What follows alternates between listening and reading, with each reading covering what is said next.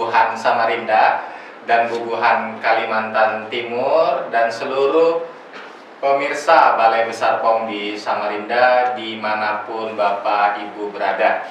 Hari ini kita kembali dalam kegiatan POMKes, Wadah Berkesah Kawalan Balai Besar POM di Samarinda. Dan hari ini temanya sangat menarik karena bicara tentang salah satu warisan budaya dunia tak benda, yaitu jamu Nusantara. Dan kita kedatangan tamu yang luar biasa, lulusan S2 di Amerika Serikat. Beliau adalah pengawas farmasi dan makanan ahli media, Bapak Dr. Andes Muhammad Faisal, apoteker MPPN. Tepuk tangan. Oke, gimana Pak kabar? Alhamdulillah sehat walafiat. Pak Faisal, jadi saya itu setiap pagi biasa dibuatin istri kunyit, jadi kunyit panas gitu. Karena memang saya ada sedikit masalah di gangguan lambung. Apakah yang saya minum tiap pagi itu termasuk jamu Pak ya? Ya, bisa dikatakan itu adalah jamu, karena jamu atau kalau menurut undang-undang kesehatan itu adalah obat tradisional, yaitu obat yang berasal dari alam, bisa dari tumbuhan, mineral atau hewani, dan itu memang sudah digunakan turun-temurun, dan dia memberikan efek terhadap kesehatan. Jadi misalnya kayak tadi kunyit, kunyit diminum tiap hari supaya bisa menyegarkan badan, juga bisa meningkatkan kesehatan yang lain. Berarti yang dipercaya secara turun-temurun Pak ya? Iya, itu yang dikatakan sebagai obat tradisional. Jadi secara empiris sudah digunakan turun-temurun dan sudah diteliti dan juga sudah terbukti secara ilmiah memang memiliki efek farmakologi terhadap tubuh manusia. Oke. Kalau jamu itu Pak di Indonesia itu ada berapa Pak? Kalau jamu sih banyak sebenarnya. Kalau kita bilang, kalau masyarakat tahunya jamu, ya. Kan tahunya bentuk jamu misalnya, kan tahu macam-macam. Ada serbuk yang tadi kan cair, ada yang tablet, ada yang dioles di badan, ada ditempel di mana, di kepala, pilis. Itu kan jenisnya.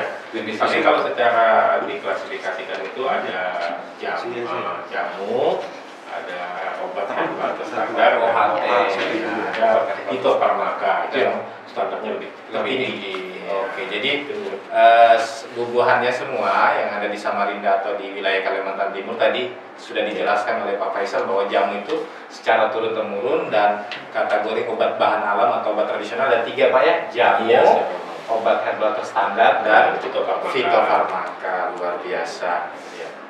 Oke Pak, mungkin bisa jelaskan Pak bagaimana sejarah perkembangan jamu dari dulu sampai dengan sekarang dijadikan sebagai warisan budaya dunia non tak benda gitu. Ya sebetulnya kan kalau di Indonesia itu sudah sejak zaman kerajaan dulu ya sudah ada sebetulnya. Jadi misalnya kalau zaman kerajaan termasuk kerajaan Kutai dulu. Kerajaan Kutai cuman tidak terdokumentasi dengan baik. Nah, kalau yang kita bisa lihat langsung itu di Candi Borobudur itu ada relief masyarakat menggunakan jamu. Ada reliefnya, gambarnya orang lagi mengolah bahan alam. Kemudian kalau di kerajaan-kerajaan di Jawa itu ada kitab-kitab yang ditulis oleh raja atau empunya itu, misalnya di Serat Centini itu ada tentang jamu-jamu atau beberapa bahan alam yang digunakan. Jadi dari dulu sudah digunakan oleh masyarakat Indonesia.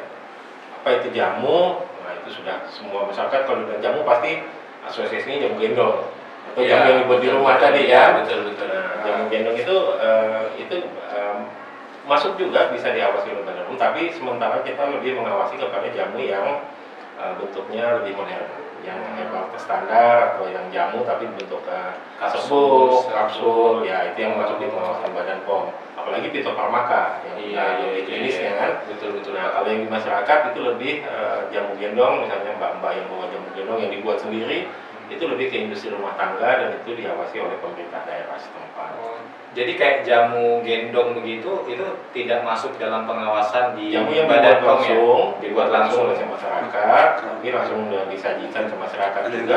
Itu kita juga mengawasi kalau mereka menggunakan campuran-campuran yang berbahaya misalnya ya, itu kita awasi juga. Artinya Hanya kadang kita sampling juga, tapi lebih utama kalau namanya dibilang apa sih yang diawasi Badan POM ya lebih ke arah obat tradisional atau jamu yang sudah memang terdaftar di kita dan sudah diberikan izin edar. Bukan berarti jamu yang tidak ada izin edar tidak diawasi, tetap diawasi, disampling dan kita memberikan peringatan kepada masyarakat. Oke, Ya, itu bahayanya apa ya. Oke, teman-teman sekalian ya yang sedang mengikuti live Instagram atau live YouTube, jika ada pertanyaan yang ingin disampaikan silahkan tanyakan langsung ke kami, nanti akan dijawab. Menarik Pak, kalau bicara jamu gendong tadi ya, bisa nggak Pak secara organoleptik atau secara bau, rasa, warna kita bisa melihat bahwa jamu itu tadi yang Bapak bilang mengandung bahan kimia obat atau bahan berbahaya? Kalau jamu gendong yang dibuat oleh mbok-mbok jamu itu mungkin kita secara kasat mata tidak bisa melihat kalau dia menambahkan bahan kimia. Oh, betul. Jadi harus diuji di lab. Harus diuji lab ya. Jadi secara organoleptik, secara bau, rasa, warna itu nggak bisa ya? Nggak bisa, karena kan bahan alam juga ada yang rasanya pahit, yang baunya juga khas kan. Jamu ini kan karena adanya aromatik di dalamnya itu jadinya khas. Nah itu kita nggak bisa secara kasat mata dengan penciuman saja, itu kita nggak bisa melihat ada bahan bahannya enggak di dalamnya, ada bahan kimia enggak. Nah itu harus diuji di lab. Jadi kalau seandainya misalnya masyarakat ini tiba-tiba minum jamu dan khawatir dia jamu ini yang dikonsumsi mengandung bahan kimia obat, solusi terbaiknya apa? Ya, jadi gini, kalau dia minum yang jamu dari yang pedagang jamu biasa yang digendong itu kemungkinan kecil, sangat kecil sekali sebetulnya mereka mencampurkan. Tapi efek jamu sebetulnya itu kan tidak langsung.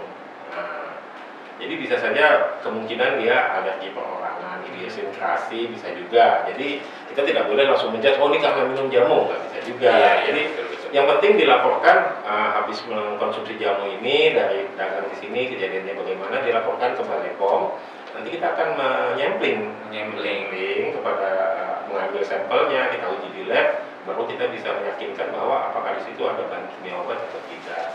Jadi nggak boleh kita menghakimi betul. pedagang jamu yang orang-orang yang ada masyarakat yang ada atau lintas sektor yang ada di wilayah Kalimantan Timur ini bisa lapornya lewat apa Pak? Lewat, kalau di kita ada di layanan pengaduan konsumen. Unit layanan pengaduan konsumen. Tidak perlu langsung datang ke kantor Pak ya? Bisa lewat email, bisa lewat WhatsApp juga bisa, atau lewat akun, lewat email, media sosial. Media sosial kalau kita ada di Instagram bisa.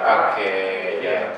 Langsung ke webnya juga ada, website. Jadi kita masuk ke POM Go ID, laporan kita itu bisa masuk ke laporan konsumen tentang mengkonsumsi suatu produk jamu, terus ada efek samping, keluhannya apa, nah itu nanti akan diproses. Iya, menarik ya tadi Pak, juga kalau ternyata jamu itu nggak bisa langsung kayak obat ya, yang tiba-tiba langsung menyembuhkan gitu. Dia bertahap ya Pak? Ya ini masyarakat itu kan sukanya instan. Betul. Masyarakat makanan instan. Iya. Makanan instan, jadi jamu juga maunya yang sekali minum cesleng misalnya. Itu nggak bisa. Ya. Jamu itu dia kan dari bahan alam, jadi ada ramuan-ramuan yang digunakan terus-menerus sesuai keperluan kita. Jadi takarannya itu memang individual. Jadi ada juga yang bisa, misalnya kalau sudah di modern fitofarmaka itu sudah diformulasi seperti obat. Nah itu takarannya sudah pas. Jadi untuk semua kalangan bisa dipakai, tapi dosisnya tergantung keluhannya, indikasinya. Di situ nanti itu ada pertimbangan antara benefitnya, efek farmakologi dan efek samping yang kalau bisa seminimal mungkin. Iya. Oke, terima kasih banyak Pak Faisal. Kalau tadi kan kita sudah banyak bicara tentang jamu, sejarahnya, jenis-jenisnya tadi. Kira-kira jamu ini bisa nggak go internasional Pak? Kalau go internasional pasti bisa. Saya yakin. Karena sebetulnya kebetulan saya pernah bekerja di pabrik jamu sebelum masuk di pabrik. Jadi dia bekerja di pabrik jamu. Di mana Pak? Di daerah Semarang. Kebetulan waktu itu produk kami itu sampai diekspor. Diekspor informasinya diekspor ke Arab Saudi. Kebetulan banyak TKW kita dan orang Arab juga kan minum jamu juga kan. Iya betul. Orang Arab juga minum jamu, dia lihat TKW-nya minum jamu, dia ikut-ikutan minum jamu. Jadi pasarnya lebih besar pabrik saya itu besar ke sana. Ini bukan promosi, saya nggak sebut merek ya, ya, nggak sebut merek ya. Produknya Tapi intinya dulu sudah diekspor sampai ke Arab. tahun berapa itu Pak? Tahun 96 itu. 96 94 sudah diekspor ke sana. Artinya sudah diekspor sampai Sampai ke ke Arab. ya. Dan juga jamu ini sebetulnya tergantung pasarnya kita. Misalnya mungkin kalau kita punya Korea punya ginseng, itu sudah terkenal seluruh dunia. Kita juga punya ginseng Jawa, tapi masalahnya ginseng Korea lebih terkenal. Kita terkenalnya pasak bumi kan, yang diakui oleh Malaysia, ya, tongkat tali. Sekarang kan kopi tongkat tali sudah mendunia. Iya. Jadi Betul. walaupun dia masuk makanan, tapi karena ada sesuatu di dalam tongkat tali itu, nah itu yang bisa menjadikan dia lebih ini. Kalau kita formulasi khusus tongkat talinya, bukan minuman kopi tongkat tali atau apa atau rumput Fatimah. Rumput Fatimah sudah terkenal di seluruh dunia. Jadi pangsa pasarnya lumayan besar, sekitar 25 miliar setahunnya. 25 bukan rupiah, 25 miliar dolar pasarnya obat herbal ini. Obat herbal. Berarti sebenarnya kalau masyarakat Kalimantan Timur atau warga Samarinda ingin usaha di bidang jamu, menjanjikan Pak ya? Iya, menjanjikan. Bagaimana kita membuat produk itu memang diakui ada khasiatnya, misalnya kayak tongkat tali atau pasak bumi tadi, kan, atau ginseng Korea kan bersaing nih. Iya. Pasak bumi dengan ginseng Korea bersaing. Nah, kita harus berusaha terus mempromosikan pasak bumi ini. Pasak bumi.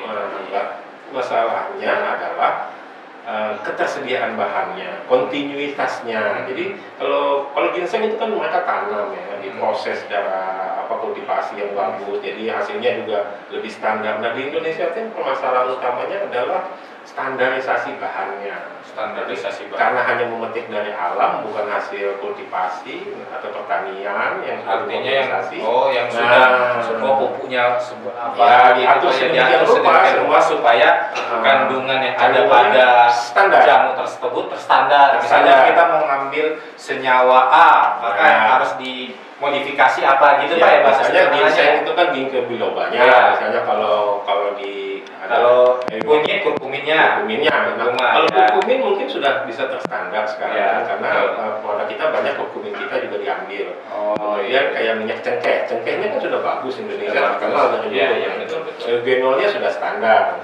Atau yang lebih sederhana lagi, minyak kayu putih. Minyak kayu putih juga sudah terstandar. Borneol namanya kan, senyawa kimianya udah terstandar. Nah itu dunia akan lebih percaya karena produknya terstandar, jadi dia masuk sesuai dengan grade-nya dan mereka bisa membuat formulasi. Kalau di Kalimantan Timur apa Pak? Kira-kira jamu yang bisa banyak, ya tergantung kita. Kita lihat pangsa pasarnya. Kalau secara jamu ada nggak di Kalimantan Timur ini yang punya keunggulan? Jadi yang diakui di luar itu adalah pasak bumi tadi. Pasak bumi tadi ya.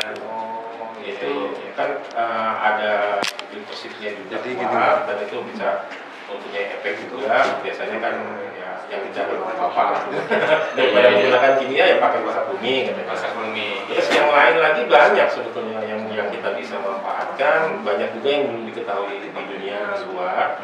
Hanya di sini perlu bantuan dari para akademisi, peneliti bahwa benar nih ternyata pasak bumi itu mengandung bahan obat yang aktivitas seperti ginseng.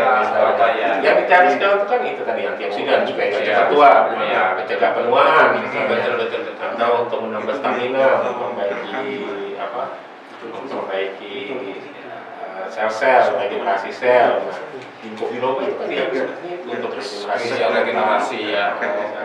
Jadi sebenarnya potensinya luar biasa Pak di Kalimantan Timur ini. Yang penting tadi kolaborasi dari banyak pihak, termasuk akademisi, Balai Besar POM di Samarinda, masuk juga dari pemerintah pusat, harus ada dukungan. Kan kita di Indonesia sudah ada Ristoja, riset tanaman obat dan jamu itu. Tapi kan belum sampai ke implementasi bagaimana hasil-hasil penelitian itu bisa dijadikan suatu produk ekonomi. Betul. Jadi ini hanya sifatnya rumahan aja Pak ya. Ya, belum skala ekonomi yang besar. Kalau skala ekonomi sebetulnya kita ada juga yang sudah keluar. Misalnya yang berhasil nih ya, contohnya Ya kita kalau nggak nyebut merek yang ada nama kolak-kolaknya lah. Nanti kan sudah mendunia itu. Mendunia. Itu hanya orang pintar minum tolak. Kan itu strategi pemasaran. Jadi kalau merasa ini kan harus minum ini nih kan. Itu kan permainan mindset aja. Betul. Jadi strategi pemasaran, satu kita tadi masalah di standarisasi bahan, yang kedua di Pemasarannya ya. Targetingnya. Tapi kalau saya biasa itu Pak ngelihat itu ada beberapa di minimarket, ada yang kayak minuman jahe atau minuman pasangan mie atau ya dalam bentuk serbuk. Nah itu yang dijual di minimarket, dia itu izin edarnya PIRT Pak, nggak masalah Pak ya? Kalau dia masih sifatnya dikonsumsi bukan sebagai Obat sebagai minuman, tidak diklaim sebagai obat, hanya untuk menjaga kesehatan, maka itu bisa kita katakan makanan. Tanpa klaim embel apa-apa ya, tanpa tidak boleh mengklaim, meningkatkan seksualitas itu bahasa-bahasa yang dilarang. Cuma minuman jahe untuk menjaga kesehatan.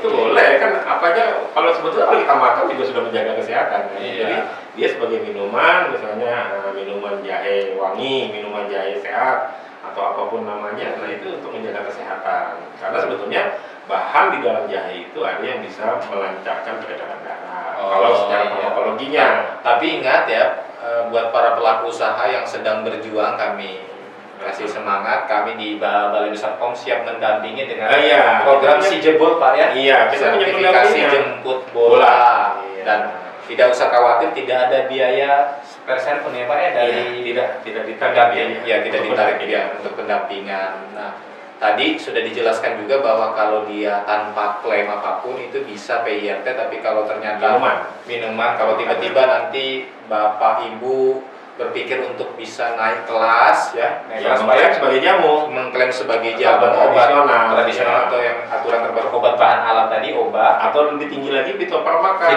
maka sudah ada uji kliniknya, harus izin edarnya di Badan POM, bukan di pakan industri rumah tangga. Jadi dia PIRT kalau dia di kemasan itu POM TR atau POM TI Pak ya. Iya, itu tapi sebenarnya kan banyak juga orang-orang itu kadang-kadang suka cari produk-produk yang katanya ini herbal Cina gitu. Kenapa Pak itu ya? Sebenarnya herbal Indonesia nggak kalah ya Pak ya? Ya kalau dinyatakan masalah bagus enggaknya sama kan, bahannya sama bahan alam. Jadi kalau di Cina tuh ada farmakope herbal Cina tuh yang sudah 5.000 tahun katanya umurnya, tua sekali kan. Iya, Indonesia juga sebetulnya ada, cuma secara pencatatan dokumentasinya yang tidak ini rapi ya. Di Indonesia tuh kalau mau di searching sekarang anak muda suka searching, coba aja ada namanya obat modern asli Indonesia, OMAI. MAI. Nah itu apa biar kita sapa ini para obat modern asli Indonesia. Nah itu misalnya seperti tadi jahe tapi sudah dalam bentuk tablet jahe. Iya kan? Kalau kita mau obat penahan sakit, kadang kita paracetamol lah, generiknya paracetamol. Tapi kita masuk angin nih nggak enak, minum apa ya? Beli obat flu, kan itu kan sudah obat jadi. Nah, tapi kalau obat modern asli Indonesia-nya apa? Ya tablet jahe. Dan itu ada websitenya OMAI, boleh dilihat di sana. Jadi sudah ada banyak produknya juga.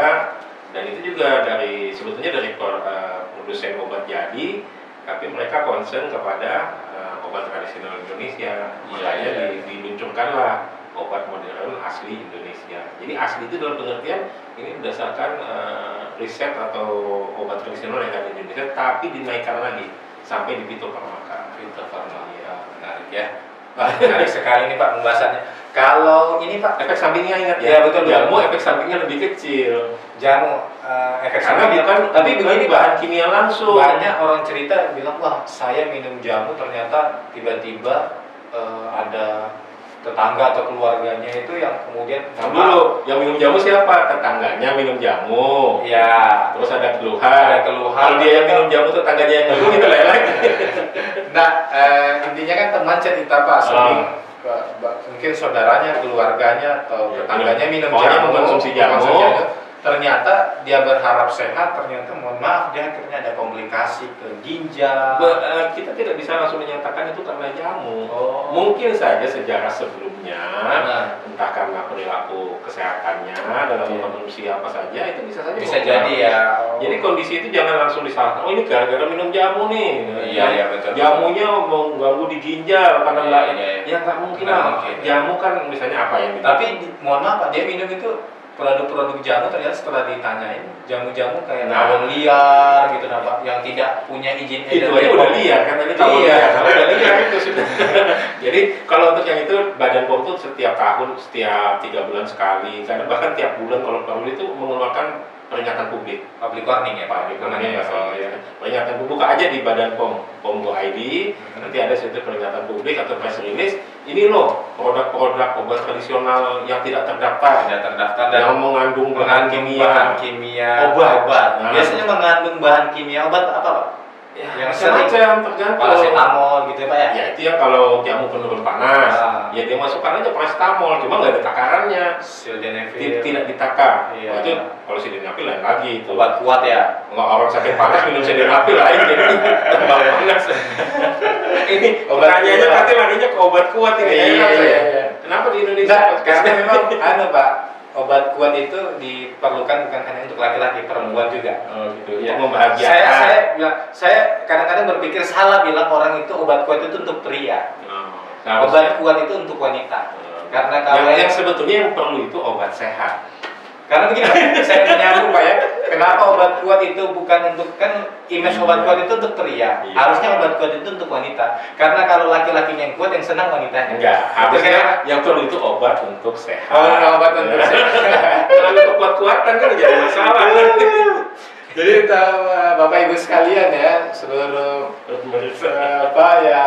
yang hadir di YouTube atau Instagram, tadi intinya bahwa pastikan ketika membeli produk itu lihat izin edarnya, dan ketika dia ternyata ada sakit ginjal atau sakit apa, jangan salahkan jamu Kak, jangan salahkan jamunya, laporkan ke Balai Besar POM atau Badan POM. Bisa jadi mungkin dia punya. Kami akan sampling, kami akan periksa, uji secara apakah di situ memang ada bahan kimia obat yang ditambahkan, yang sebenarnya tidak boleh ditambahkan ke dalam obat tradisional atau jamu.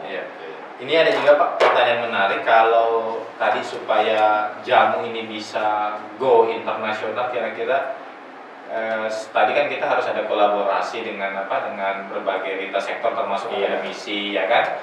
Kemudian yang kedua standarisasi secara kemasan gimana Pak? Kemasan jamu kita ini sudah sebetulnya dengan kondisi seperti sekarang ini kita bisa belajar dari yang sudah. Jadi dari yang sudah maju dari obat modern asli Indonesia tadi. Intinya adalah bahwa kita bahannya itu harus sudah standar itu dulu. Nah kemudian produk kita mau pasarkan kemana? Pasar paling besar kan sebetulnya Eropa. Nah Eropa ini kecenderungannya mereka menggunakan produk yang apa? Nah ini juga perlu kita kalau nggak punya uang riset pasar ya baca aja riset pasar yang nggak ada. Oh mungkin ada daerah di negara tertentu mereka sukanya yang tablet, ya kita produksi yang tablet. Nah, yang sudah terstandar bahannya dalam bentuk tablet. Strategi pemasarannya sekarang kan open source ya. Open market kan semua boleh memasarkan dalam bentuk apa aja. Yang penting kita paham apa peraturan di sana, apa yang boleh dan tidak boleh. Jadi produk kita itu bisa masuk ke dalam pasar. Jadi intinya bagaimana mengidentifikasi, oh ini pasar ini Arab Saudi sekarang. Nah, yang kembali kan ke obat kuat. Arab Saudi kan mungkin sukanya yang kuat-kuat. Oke, kita kasih obat kuat boleh, tapi apa yang boleh di sana dan apa yang tidak boleh? Kita perlu tahu itu. Tapi memang Pak, kan tadi Bapak punya pengalaman kerja di pabrik jamu. Saya juga sebelum di BPOM tahun 2017 itu kerja di pabrik jamu. Kalau Bapak di Semarang, saya di Sukoharjo, jadi 3 jam lah dari kita. Kakak aja itu. Sukoharjo kan ada. Tapi menarik memang, salah satu obat yang paling laku itu adalah obat kuat, sama mohon maaf obat pelangsing. Pelangsing perempuan untuk menurunkan kadar lemak. Itu sekarang jadi tren kan, ibu-ibu kan maunya langsing tapi makannya langsung. Artinya langsung tuh nggak disaring semua dimakan, langsung dimakan. Nah itu kan repot supaya nggak gemuk, katanya minum langsing, nggak bisa sebetulnya. Yang penting sebetulnya gaya hidup. Makanya tadi yang kita jamu itu hanya membantu obat supaya sehat, supaya sehat. Tapi dibarengi dengan pola hidup sehat. Nah, salah satunya kalau di Balai Besar POM di Samarinda itu ada krida, senam atau jalan membuang lemak, membakar lemak. Ya, oke. Kita lihat dulu Pak ya, adakah yang sudah bertanya ini? Iya. Ada yang bertanya? Belum ada Pak. Iya. Oke, tidak apa-apa. Jadi tadi strateginya satu, kita tahu pasar, produk apa yang cocok, dan teknik pemasarannya, strategi pemasarannya bagaimana. Karena yang penting kita punya pengakuan dari negara yang kita tuju itu. Iya, betul. Misalnya kita mau ke Cina juga sudah ada obat Cina kan, macam-macam mereka, dan mereka punya peraturan juga. Farmakopinya juga sudah 5.000 tahun katanya kan. Jadi kita masuk ke sana, kita jual sesuatu yang mereka tidak punya. Iya, betul. Kalau ke Korea mereka punya ginseng Korea, nomor 1 di dunia. Kita punya ginseng Jawa, ginseng punya tongkat ali. Kalimantan kita jual sama orang Korea, mereka kan pasti heran ini. Kenapa orang Kalimantan kok kuat-kuat ini? Apa nih rahasianya? Ternyata itu tadi. Termasuk yang lagi sempat ramai itu bajaka Pak ya. Bajaka itu, kalau bajaka di Badan POM, bajaka itu sebetulnya bukan hanya satu jenis kayu, tapi beberapa jenis kayu, tergantung yang kuning, yang merah, yang apa. Nah itu adalah ramuan dari beberapa jenis kayu sebetulnya. Tapi bajaka itu bisa dibilang jamu nggak? Boleh dibilang jamu, karena kan dari tanaman, dari tumbuhan alam. Hanya kan dia jamu ini kan, nah itu tadi bedanya. Kalau dia dalam ramuan itu kan berbagai jenis. Tapi kalau dia dalam tunggal, yang lebih tunggal, misalnya tadi seperti yang kita punya di sini kan, yang tongkat ali menurut Malaysia tadi, nah itu tunggal dia. Musuhnya rumput Fatimah. Jadi tongkat ali musuhnya rumput Fatimah katanya. Kan supaya sehat dua-duanya. Jadi saya kalau ingat rumput Fatimah langsung ingat salah satu pegawai di pemeriksaan. Dan kalau kita pergi umroh itu kan pasti ada dia Fatimah itu rumput Fatimah yang dijual. Apa Pak? Jadi Bapak tadi kayak ada kesan tersendiri dengan rumput Fatimah. Kan kalau yang laki-laki kan buat kuat, kalau perempuan kan biar rapat. Oh iya. Nah, ini bahasa isyarat aja.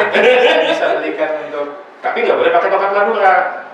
Nah, karena tongkat Madura itu ada bahan kimia yang memang untuk dibuat tongkat. Dia tongkat ketemu tongkat menjadi masalah kan. Nggak boleh tongkat ali. Harus ketemunya pasak bumi. Nah, pasak bumi ketemunya rumput Fatimah. Jangan dengan tongkat Madura. Tongkat Madura memang dulu itu yang ngetren kan pasak bumi, Purwoceng, jahe merah itu dikombinasi sempurna itu. Waktu saya di pabrik lagu sempurna. Ada di pabrik satu lagi nih Pak, kalau yang bagus. Dulu saya pernah ketemu namanya Pronojiwo. Nah, ini orang Jawa harus tahu nih. Pronojiwo. Bentuknya seperti kacang jambu getek, itu harus digosok. Itu kalau dimakan bahaya itu. Kalau dimakan langsung tanpa campuran bahaya, repot gitu. Nggak bisa tidur malam. Iya. Nah itu lebih dahsyat daripada yang ginseng Korea atau pasak bumi. Namanya Pronojiwo. Pasti habis ini penasaran nyarinya. Oke, Pak, mungkin ada yang nanya? Oh, belum ada. Nggak apa-apa, Pak. Itu menandakan bahwa sebenarnya para masyarakat yang di Kalimantan Timur lagi menyimak dan mungkin sudah paham terkait masalah edukasi terkait obat dan makanan. Salah satunya jamu. Intinya kalau ada apa-apa tanya BPOM. Tanya BPOM. Kata BPOM Pak ya. Iya. Jangan dengar kata orang. Ingat jangan dengar kata orang, tapi dengar kata BPOM. Jadi nanya ke BPOM, boleh ya. Halo BPOM. Halo BPOM. Oke kan. Silakan. Sambil menunggu mungkin kalau ada memang ingin bertanya, mungkin pesan-pesan Pak buat seluruh masyarakat Samarinda dan Kalimantan Timur. Ya. Mungkin kira-kira ada pesan bagaimana memilah dan memilih jamu yang baik dan benar. Silakan Pak, mungkin ada. Jadi intinya kan jamu tadi ada 3, ada jamu, ada herbal terstandar, dan ada fitofarmaka. Obat herbal terstandar ya, OHT Pak ya. Obat herbal terstandar. Nah, kalau di kemasan itu ada beda-beda. Ada bedanya. Kalau jamu dia daun satu, tapi ada daun satu tangkai, ada banyak, ada beberapa daun.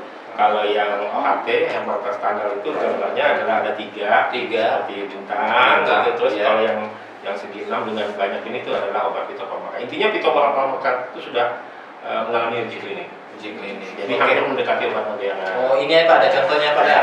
Oke. Mungkin ini teman-teman sekalian, ini contoh gambarnya yang disampaikan tadi sama Pak Faisal tadi. Ya. Jamu ada 3 kategori, ada jamu.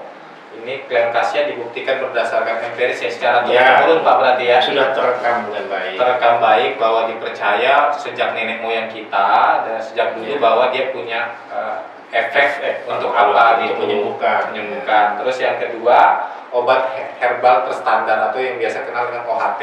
Ya. Nah, salah satu yang tadi kita sebutkan itu produk tolak itu, ya, ternyata itu tolak menolak. Tolak menolak itu salah satunya adalah OHT dia. Ya, ternyata dia bukan hanya terbukti secara turun menurun, tapi dibuktikan secara ilmiah. Oh, uji praklinik Pak ya? Iya. Uji apa itu Pak praklinik? Artinya sebelum uji ke manusia. Ke manusia uji berarti uji ke hewan ya.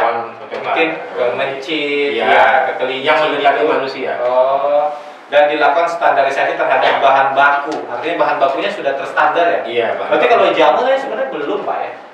Sudah terstandar, cuma 1 jari, 2 jari. Nah, itu standarnya masih belum sempurna, belum internasional. Terus yang ketiga adalah fitofarmaka. Ya. Ternyata dia secara klaim khasiatnya sudah uji klinik. Artinya sudah diuji pada manusia. Uji manusia. Ada Pak fitofarmaka kita? Sudah ada. Apa aja Pak contohnya? 7 kalau nggak salah. Wah, oh, Stimuno ya? Saya nggak boleh nyebut merek. Oh, aslinya. Tadi kan ada banyak Pak ya, silakan aja sebagai contoh aja ya. Ada yang sudah fitofarmaka itu boleh. Fitofarmaka. Ya. Berarti mohon maaf Pak, berarti kalau begitu mending saya beli yang fitofarmaka karena sudah uji secara praklinik dan klinik. Secara praklinik dan klinik dan bahan bakunya sudah terstandarisasi internasional Pak. Iya, internasional. Nah, yang penting yang ini nih. Apa itu pada BKO. BKO. Apa itu BKO nih? Bahan kimia obat. Ada obat tradisional. Jadi ada obat jamu terus tiba-tiba dimasukkan bahan kimia obat. Ini yang bahaya. Ini yang bahaya Pak ya. Sakit kepala langsung hilang kepalanya. Nah, itu bahaya. Kepalanya hilang jadi nggak sembuh sakit kepalanya, tapi kepalanya yang hilang karena meninggal dunia kan. Nah, itu karena dia menambahkan bahan kimia yang tidak sesuai takaran. Nah, ini kalau di kita ada sudah di Badan POM itu hampir setiap 3 bulan, 6 bulan ada ini loh jamu-jamu yang dilarang nih karena dia nggak terdaftar dan ada bahan kimia obatnya. Ada bahan kimia. Ini ada contoh-contohnya nih banyak nih ada yang tadi katanya mengandung sildenafil. Kopi pakai sildenafil. Pakai sildenafil ya. Udah nggak bisa tidur bangun terus gimana jadinya kan menyiksa jadinya. Betul Pak.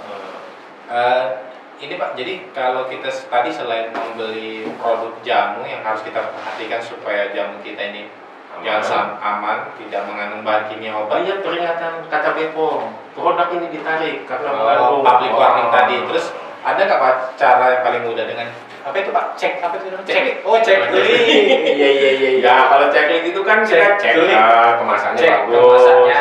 Kemasannya berarti kalau di kemasannya itu lihat kemasannya ini ada nomor izin edarnya nggak? Oh, yang kemasan yang penting izin edar. Kalau ada pertama berarti kemasan.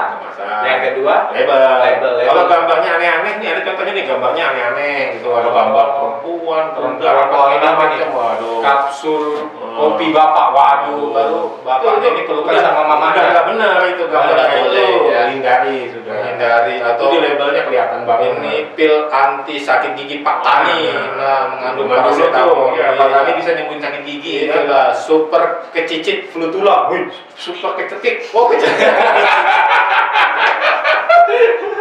Itu flu tulang, zaman flu tulang ini. Flu tulang ini sampai flu tulang itu apa sih Pak? Flu yang rasanya gerges sampai ke tulang. Wah, itu saya sering banget berarti Pak flu tulang. Itu sampai gerges linu. Iya, linu itu Pak.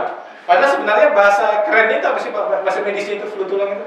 Beda, tergantung kondisinya. Jadi saya bukan dokter, tapi menurut dokter flu tulang itu sebetulnya bukan flu tulang, tapi perasaan orang yang pelunya masuk sampai ke tulang. Nah, dibilang flu tulang. Itu nggak ada itu obatnya flu tulang itu karena pelunya di dalam tulang kan. Nggak ada. Jadi kalau dia klaim tulis di depannya obat flu tulang, paracetamol. itu sudah nggak benar itu labelnya. kapsul Bapak mengandung sildenafil sitrat. Itu kalau dilihat nggak ada izin edarnya. Nggak ada izin edar. Berarti kemasan, labelnya, izin edar sama yang terakhir Pak. Nggak ada kadaluarsanya. Bisa diminum iya. kapan aja. Itu bahaya. Tahu-taunya udah suka kadaluarsa 10 tahun yang lalu kan. Repot nanti malah keracunan jadinya. Nah mungkin warning Pak buat pelaku usaha mungkin yang menjual atau mendistribusikan obat bahan alam kayak jamu, obat herbal bergantar atau fitofarmaka yang tanpa izin edar itu bisa dipenjara Pak. Kalau tanpa izin edar kan ada peraturan di pemerintah kita, ada undang-undang kesehatan ada, Iya. terus dengan undang-undang pidananya juga ada. Jadi kalau kita sebagai pelaku usaha usahakan menjual produk yang sudah terdaftar. Iya. Dari mana kita tahu terdaftar atau tidak produk itu? Lihat izin edar. Iya. Kalau kita nggak paham izin edar, tanya Badan POM, tanya Balai POM, petugas balai. Iya. Apa kata BPOM? Dan ini menarik Pak ya, ternyata banyak sekali di pasaran, nanti Bapak Ibu sekalian bisa lihat produknya, jangan sampai produk jamu yang ternyata secara penandaannya itu tidak memenuhi ketentuan. Iya, itu tadi gambar yang bahkan ada ini contohnya Pak ya, kapsul stamina dan tahan lama. Nah, itu lebih kuat dan lebih lama ini nggak boleh ya, karena bahasa-bahasa yang hiperbola ya, memancing, menimbulkan pemikiran. Iya, nggak boleh ya, kayak lebih kuat, lebih lama. Memang mungkin obat kuat tapi tidak boleh. Nggak ada obat kuat, yang ada obat sehat. Obat sehat ya tadi. Terus yang kedua, gambarnya vulgar. Ini kayak ini Pak, contohnya ini ada gambar vulgar. Kemudian klaimnya berlebihan, mencegah ejakulasi dini, menambah kekuatan dan daya tahan. Harusnya kan untuk meningkatkan stamina pria. Klaimnya kan Pak. Ya. Terus untuk kebahagiaan batin suami istri. Wow. Menambah keharmonisan itu kan berlebihan ya. Jadi itu Bapak Ibu sekalian, teman-teman semua, terkait materi kita pada hari ini ya, di hari Jumat ya Pak ya. Iya. Hari yang penuh keberkahan. Jadi isi hari Jumat ini hari penuh keberkahan dengan minum jamu Sehat. Jamu sehat. Ya. Karena jamu adalah warisan Nusantara, dunia tak benda. Ya, jadi berarti diakui oleh UNICEF ya Pak? ya, jamu Indonesia. UNESCO. UNESCO. Oh, iya. UNESCO. UNESCO itu badan PBB khusus tentang sejarah peninggalan. Jadi jamu itu adalah resep tradisional, ramuan racikan dari Indonesia, tak benda. Artinya itu dia warisan ilmunya itu turun temurun sudah. Iya. Nah itu dan diakui dunia. Iya. Jangan sampai. Jadi bukan cuma ada ada tradisional Chinese medicine (TCM). Iya. Indonesia juga punya jamu. Cukuplah reok Ponorogo, cukuplah lagu rasa sayang diambil orang. Diambil orang. Jangan sampai nanti jamunya diambil orang. Maka mulai hari ini kita harus bisa. Mungkin Bapak Ibu sekalian untuk mulai membiasakan di lingkungan keluarga Pak ya. Iya. Untuk rutin meminum jamu. Jangan sampai yang sederhana dulu. Kita mulai dari yang sederhana. Jahe, kunyit, beras kencur tadi Pak. Jangan sampai warisan budaya hilang. Nusantara yang tak benda yang diakui oleh dunia UNESCO ini malah kita nggak hilang dan ternyata diklaim oleh negara lain. Kita nggak mau ya Pak ya, jangan sampai, karena ini betul-betul sampai warisan dunia tak benda. Jangan sampai kita dicekoki oleh obat-obat dari luar yang secara keamanannya, secara khasiatnya kita perlu dipertanyakan. Kalau mau nyekok anak pakai temu ireng. Padahal kita punya potensi yang luar biasa Pak ya. Nah itu jamu, kalau dulu anak-anak susah makan dicekoki pakai temu ireng, itu sejenis seperti jahe tapi rasanya agak pahit sedikit. Tapi satu kali dia dicekok, hasilnya ditumbuk, diperas di mulut, itu anak-anak akan nafsu makan karena cacingnya mati semua. Oke, terima kasih banyak kepada seluruh pendengar yang hadir pada kesempatan pagi hari ini. Dan jangan khawatir yang sudah terlewat, karena nanti kita akan masukkan di kanal YouTube kita ya. Jangan lupa Bapak, kalau YouTuber like, subscribe dan komen ya. Jangan komen. Sampai berjumpa lagi teman-teman selanjutnya di live streaming Pomkes di Pomkes Wadah Bekesah Kawalan Balai Besar POM di Samarinda. Terima kasih juga kepada para kru yang sudah mempersiapkan, ada Bro Jihan, ada Sis Dia dan Sis Pinkan yang sudah membantu persiapan acara hari ini. Oke, sampai jumpa, salam sehat dan jangan lupa bahagia. Jangan apa? Aku punya slogan, Pak. Jangan lupa minum jamu sehat. Jamu sehat. Oke. Jangan lupa minum jamu sehat. Oke, sekali lagi, jangan lupa minum jamu sehat. Oke, sekian. Assalamualaikum warahmatullahi wabarakatuh. Waalaikumsalam. Terima kasih, Bro. Ya.